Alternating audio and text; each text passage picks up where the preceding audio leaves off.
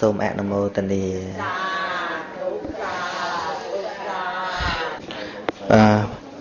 ញាតិញោមសាកសួរបាសិកានៅវត្តអុកលិនបាទសួរថាអ្នកជាប់សិល5ហ្នឹងមិនទៅអបាយភូមិមែនពិតទេទេឲ្យតែពិតប្រកបថាជាប់រហូតប៉ិនក្រែងលោកវាមិនរហូតហ្នឹង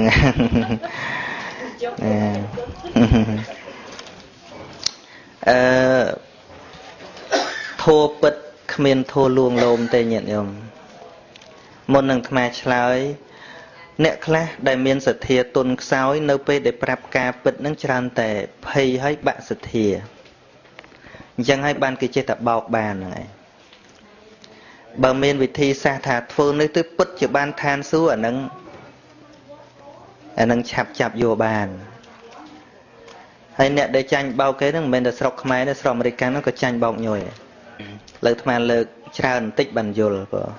មានសមណៈព្រាហ្មណ៍ខ្លះជាអ្នកចម្រើនចិត្តនឹងនៅក្នុងកម្មវិភង្គសូត្រព្រះអង្គសម្ដែងណាគាត់អាចពិចារណាជាតិមុខជាតិក្រោយឃើញហើយអាចមើលជាតិមុខជាតិក្រោយរបស់អ្នកដទៃឃើញទៀតមានសមណៈព្រាហ្មណ៍ខ្លះដូចជាតបោះឬក៏ព្រាហ្មណ៍អីដែលគាត់មានវិជ្ជានឹងជួនកាលគាត់តាមដានមើលបុគ្គលនឹងធ្លាប់តែធ្វើបុណ្យច្រើនតែពេលស្លាប់ទៅគាត់ចូលឈានពិចារណាមើលថាតើគាត់នឹងទៅកើតនៅតាណាស្រាប់តែឃើញគាត់បដិសន្ធិនៅក្នុងទេវលោកនៅក្នុងសុគតិភពគាត់ថាអូអ្នកធ្វើបុណ្យទៅកើតឋានសួគ៌អញ្ចឹងណាហើយក៏គាត់ជឿថាឲ្យតែអ្នកធ្វើបុណ្យគឺតែងតែទៅកាន់ឋានសួគ៌អញ្ចឹងគាត់បញ្ញត្តិថាអញ្ចឹងតែម្ដងដល់តែព្រះសម្មាសម្ពុទ្ធព្រះអង្គឯកភាពខ្លះមិនឯកភាពខ្លះកន្លែងដែលព្រាហ្មណ៍នឹងឃើញបុគ្គលម្នាក់ធ្វើសេចក្តីល្អហើយស្លាប់ទៅកើតឋានសួគ៌នោះព្រះអង្គឯកភាពព្រះអង្គថាតថាគតឯកភាពពីព្រោះព្រាហ្មណ៍នឹងឃើញពិតប៉ុន្តែនៅពេលដែលព្រាហ្មណ៍នឹងកំណត់ថាឲ្យតែជាអ្នកធ្វើបុណ្យនឹងងាប់ទៅតែងទៅកើតស្ថានសួគ៌តថាគតមិនឯកភាពទេចំណុចត្រង់ហ្នឹងដែលធ្វើឲ្យយើងជួនកាលអស់សង្ឃឹមញាតិញោមប៉ុន្តែការពិតគឺអញ្ចឹងមិនបានអញ្ចឹងពីព្រោះនៅក្នុងវិថីជីវិតយើងម្នាក់នេះគ្មានអ្នកណាធ្វើតែបុណ្យសុទ្ធទេមែនទេគ្មានអ្នកណាធ្វើតែបុណ្យសុទ្ធទេគ្មានអ្នកណាគិតតែល្អរហូតទេឧទាហរណ៍ដូចជានាងមល្លិកាទេវីនិយាយពីស្រីដែលឆ្លាតក្នុងការធ្វើបុណ្យគ្មានពីណាដល់នាងហ្នឹងទេមែនទេប៉ុន្តែនាងហ្នឹងក្បត់ប្តីពេលដែលប្រព្រឹត្តប្រេះផ្ដាស់ជាមួយសត្វសំណក់នោះហើយកុហកប្តីទៀតបុណ្យនេះនិយាយពីបុណ្យច្រើនមែនតែនប៉ុន្តែដល់តែពេលចិត្តស្លាប់ហ្នឹងរនឹកបុណ្យវាអត់ឃើញនឹកតែរឿងកុហកប្តីហ្នឹងអញ្ចឹងហើយបានជាយើងធ្វើទានក៏ដោយធ្វើបុណ្យអីក៏ដោយកុំភ្លេចរៀនអប់រំចិត្តណាហ្នឹងហើយដល់តានាងហ្នឹងគឺធ្វើបុណ្យនោះអសតិសទាននាងហ្នឹងជាអ្នកចាត់ចែងហើយទានដែលគ្មាននរណាធ្វើដូចប៉ុន្តែចិត្តស្លាប់រឿងបុណ្យហ្នឹងអត់ឲ្យឃើញទេឃើញតែរឿងកុហកប្តីហ្នឹង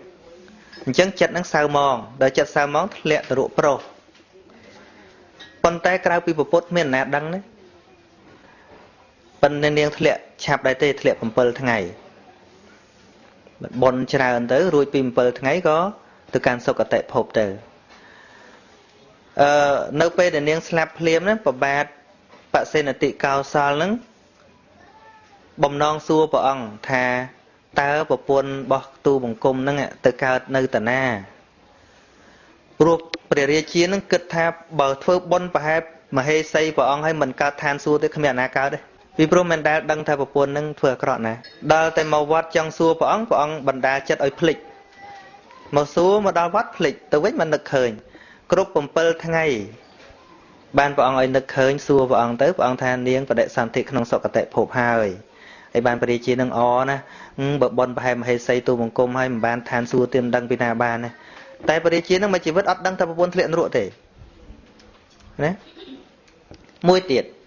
សមណៈព្រាហ្មណ៍ខ្លះក៏តាមដានមើលមនុស្សដែលធ្វើបាបធ្វើបាណាតិបាតធ្វើអីចឹងទៅមនុស្សហ្នឹងស្លាប់ទៅកើតឯណាស្រាប់តែអ្នកធ្វើបាបហ្នឹងឃើញធ្លាក់នរកមែន ទៅធ្លាក់នរកមែនថាឲ្យតែអ្នកធ្វើបាបធ្លាក់នរកដល់តែព្រះសម្មាសម្ពុទ្ធព្រះអង្គទ្រង់ព្យាករថាត្រង់ដែលព្រាហ្មណ៍នឹងឃើញថាអ្នកធ្វើបាបធ្លាក់នរកនឹងតថាគតឯកភាពព្រោះជាការពិត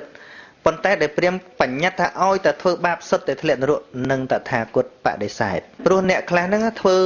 អ្នកបងសណាញ់មកជីវិតគាត់សម្រាប់ជ្រូកសម្រាប់គោអីមកជីវិតក៏ប៉ុន្តែជាតិហ្នឹងគាត់ធ្វើអាក្រក់អញ្ចឹងមែនប៉ុន្តែបុណ្យពីមុនច្រើនណាបុណ្យសល់ពីមុនហ្នឹងច្រើនហើយនៅពេលដែលចិត្តស្លាប់ហ្នឹងស្រាប់តែគាត់នឹកឃើញកុសលធម៌ណាមួយឬក៏ដូចព្រានឈ្មោះអរិយៈអញ្ចឹងគាត់ស្ទូចត្រីហ្នឹងអស់50ឆ្នាំជាងហើយដល់ចិត្តស្លាប់ទៅគ្រាន់តែដល់ត្រៃសរណគមបន្តិចទៅស្លាប់ទៅកាន់ចាតមហារាជការប៉ុន្តែសួរថាបាបមុនបាត់ទេមិនបាត់ទេវានៅដដែលទេប៉ុន្តែដោយសារបុណ្យវាមកឲ្យនិមិត្តមុនទៅកន្លែងបុណ្យសិនទៅនឹងចឹងមិនប្រកាសថាឲ្យតែគេធ្វើអាក្រក់រហូតនឹងធ្លាក់ទៅសុទ្ធតែកើតឋាននរកទេពីព្រោះវាស៊ីសងគ្នាពេលចិត្តស្លាប់និមិត្តអីឲ្យមុនអានឹងហើយបុណ្យនិងបាបឧបមាដូចគោសគោខ្មៅអញ្ចឹងញាតិញោមនៅក្នុងគោមួយក្រោលនៅពេលព្រឹកនាយកង្វៀលគោត្រូវបើកក្រោលគោនឹងឲ្យចេញតែមួយគត់ឲ្យគោចេញតែមួយគត់បាបដូចគោខ្មៅបុណ្យដូចគោសឱកាសនៃការចេញរបស់គោបើគោសច្រើនជាងឱកាសវាអាចថាគោសនឹងចេញបានច្រើនជាងបើគោសៅខ្មៅច្រើនជាងគឺភាគរយនៃការចេញគោខ្មៅនឹងអាចមានឱកាសចេញបានច្រើនជាងប៉ុន្តែមិនប្រកាសទៀតលោកឧទាហរណ៍អញ្ចេះទោះបីជាគោខ្មៅនឹង100គោសមានតែ10ប៉ុន្តែគោសនឹងវាឈរនៅចិត្តច្រកទ្វារចេញស្រាប់គ្រាន់តែបើកទ្វារក្រាក់មកគោសចេញបាត់គោខ្មៅច្រើនមែនប៉ុន្តែគោខ្មៅនៅឆ្ងាយយល់ទេដូចអ្នកខ្លះធ្វើអាក្រក់ច្រើនមែនប៉ុន្តែចិត្តស្លាប់គាត់ជ្រះថ្លាទៅឋានសួគ៌សិនហ្នឹងហើយបើគាត់ធ្វើបុណ្យបន្តនៅឋានសួគ៌ទៀតចេះសួររហូតទៅហើយបើអស់ពីសួគ៌អត់ធ្វើទៀតធ្លាក់មកវិញមកបាបកញ្ញៃម្ដងហើយបាបហ្នឹងគ្មានអីរងាប់បានទេបុណ្យហ្នឹងក៏គ្មានអីបាំងបានដែរគ្មានវិធីកាត់គ្រោះបាបចេញបានទេវាគ្រាន់តែថាបុណ្យឲ្យផលបាបផ្អាកសិនប៉ុណ្្នឹងឯងមួយទៀតមានសមណៈព្រាហ្មណ៍ខ្លះគាត់ពិចារណារកអ្នកធ្វើបុណ្យហ្នឹងតើអ្នកធ្វើបុណ្យហ្នឹងទៅកើតណាស្រាប់តែឃើញធ្លាក់នរកគាត់ថាអូកុំជឿរឿងបុណ្យធ្វើបុណ្យធ្លាក់នរកទេដល់តែព្រះអង្គថាត្រង់ដែលគាត់ឃើញមនុស្សអ្នកធ្វើបុណ្យនឹងធ្លាក់នរកនឹងគឺជាការពិតក៏ប៉ុន្តែដែលគាត់កំណត់ថាឲ្យតែធ្វើបុណ្យសុទ្ធតែធ្លាក់នរកមិនមែនជារឿងពិតពីព្រោះរឿងគាត់ធ្លាក់នរកមិនមែនរឿងធ្វើបុណ្យទេដោយសារក្នុងចន្លោះនៃការធ្វើបុណ្យនោះគាត់មានបាបនៅពេលដែលចិត្តស្លាប់យល់ទេហ្នឹងហើយអញ្ចឹងឆ្លើយបានប៉ុណ្ណឹងគ្មានអីមកធានារ៉ាប់រងទេធម៌មែនទេនឹងគឺឆ្លើយអញ្ចឹងចុះធម៌ស្អីមិនមែនទេនោះឲ្យតែធ្វើអញ្ចេះទៅរួចបាបឲ្យញោមធ្វើអញ្ចេះទៅឋានសួគ៌ឲ្យញោមនឹងធម៌កុហកទេថាអញ្ចឹងអស់សង្ឃឹមហ្នឹងហើយអ្នកដែលទៀងថាឈប់ធ្លាក់នរកណាទល់តែសោតាបណ្ណបុគ្គលញាតិញោមអ្នកដែលទៀងថាឈប់ធ្លាក់នរកសោះតែម្ដងណាសោតាបណ្ណបុគ្គលដោយអាត្មានេះមុខអាត្មានេះមិនតន់ឈប់ធ្លាក់នរកទេមុខលោកគ្រូណាក៏មិនតន់ឈប់ធ្លាក់នរកដែររឿងអីទៅធានាអះអាងថាពិតជាទៅឋានសួគ៌កើតការពិតគឺអញ្ចឹងនឹងពិតដែរ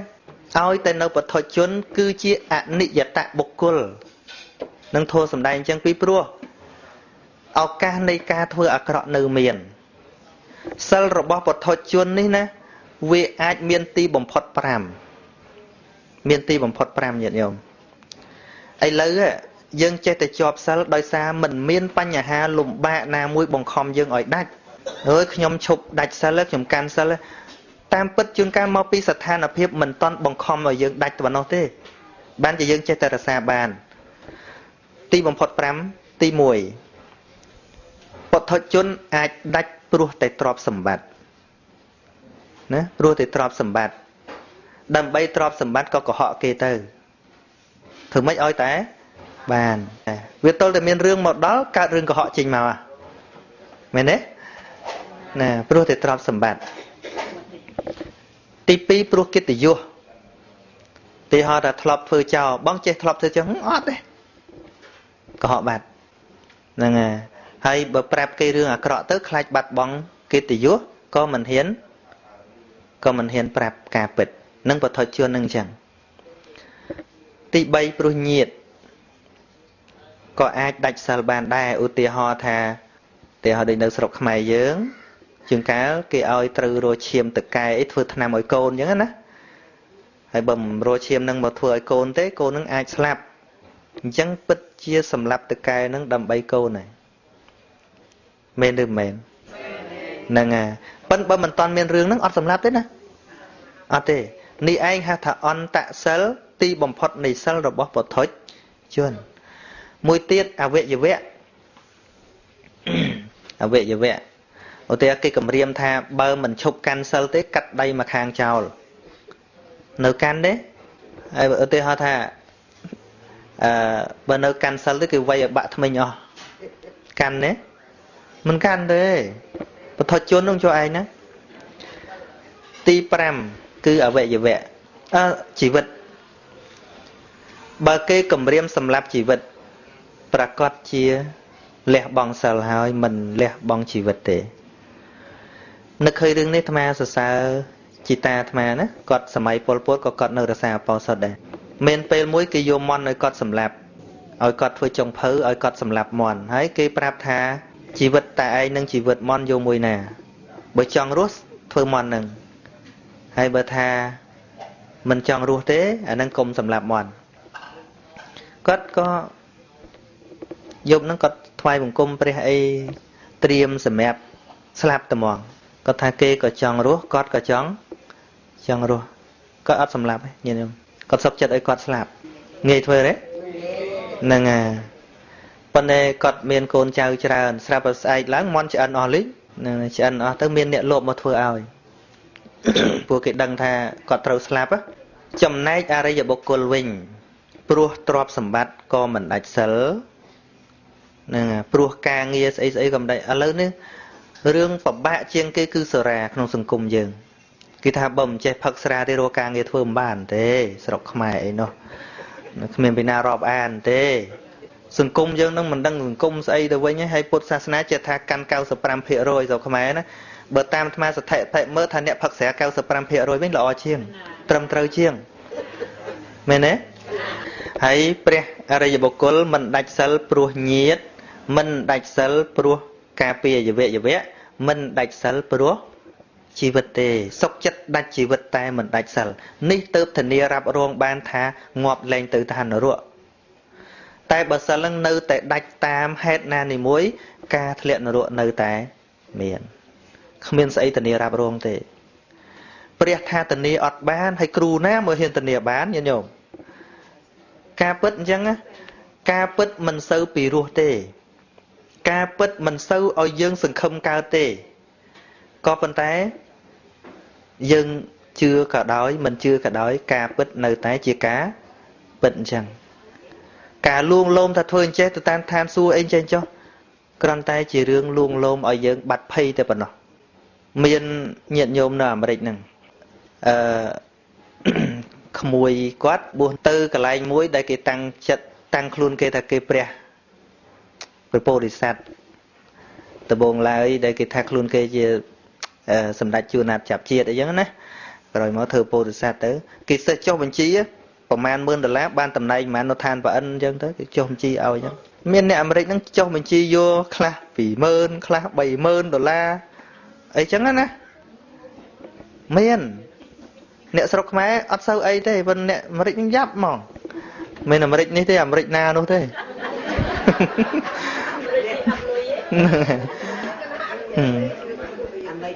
ហ្នឹងហើយគាត់អស់ប្រហែលជាជាង$30,000បានតំណែងទី6នៅឋានប្រអិនគេចុះឲ្យហើយណាហើយគេធានាថាជើងគាត់ឈឺហ្នឹងបន្តិចជាហើយព្រោះមានជាណាលួយទៅដល់ទីបំផុតទៅគាត់អស់ទាំងលុយជើងក៏អត់ជាទៅគាត់ភ្ងាខ្លួនមកវិញដល់ភ្ងាខ្លួនមកវិញហ្នឹងក្មួយគាត់ចេះតែបញ្យល់ទៅបានយល់ដល់បានយល់ទៅគាត់ថាឈប់ជឿហើយគេក៏ហក់អញ្ចឹងបើឈប់ជឿហើយឥឡូវមកជឿត្រូវម្ដងមកធ្វើអំពើជាប្រយោជន៍ម្ដងហើយលោកកសាងសាលាកសាងអីបរៀនក្មេងបរៀនអីឲ្យពូលោកនឹងជួយនឹកឃើញគេធ្លាប់ជួយកន្លែងនោះវារាប់ម៉ឺននោះមិនក៏បាន10000អីដែរ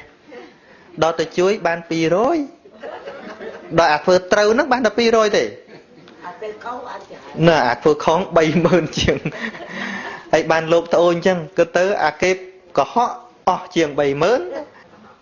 ban mà prap lâu thà cua tê ọp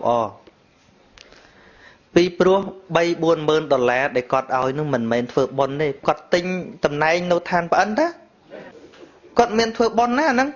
แต่អាពីរយនេះក៏អត់ដឹងថាគាត់បានអីមកវិញទេទៅជាសទ្ធាពិតប្រកបអញ្ចឹងសទ្ធាពិតប្រកបរបស់គាត់មានតែ200ទេអា3 40000នោះមិនមែនសទ្ធាទេ